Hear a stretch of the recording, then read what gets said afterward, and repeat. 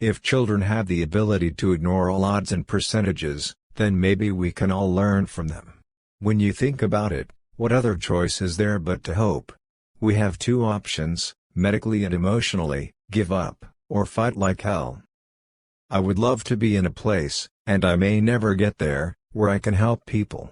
It's something that I never really cared to advertise. It got advertised. I still do it on one-on-one level almost daily. Hard work, sacrifice, and focus will never show up in tests. If you worried about falling off the bike, you'd never get on. Winning is about heart, not just legs. It's got to be in the right place. I look forward to a time when lawyers aren't in the top 3 calls every day, and all you care about is how your kids are doing in school or what the weather's like and the great day you had with your family. If you ever get a second chance in life for something, you've got to go all the way. It's frustrating in the sense that I still think I could be competing at some sport at a fairly high level, which nobody cares about. Nobody wants to hear me say.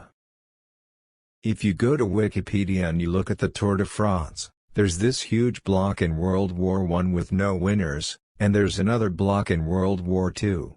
And then it seems like there's another World War. I wanted to win the Tour de France. And when I won it once, I wanted to do it again, and again, and again. It just kept going. So there wasn't another competitive environment. If I was racing in 2015, no, I wouldn't do it again because I don't think you have to. If you take me back to 1995, when doping was completely pervasive, I would probably do it again.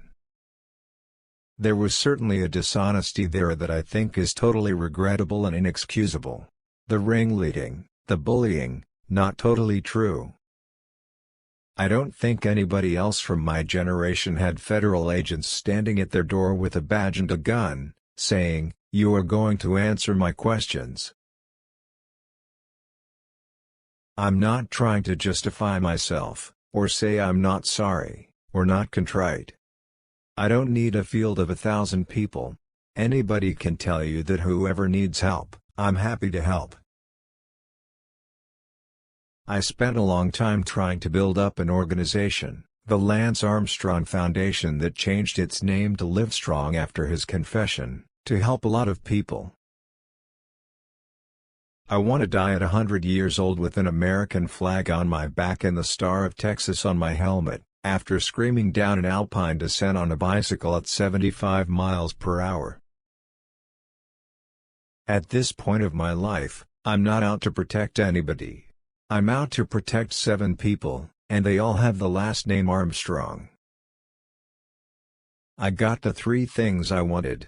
I did my job, I worked hard in the process, and I cherish the memories, and they're mine. That was my decision, so I have to be responsible for that. It was one of the biggest mistakes of my life, and I don't have a good reason for why I wanted to come back. I don't have a good reason for doing it all.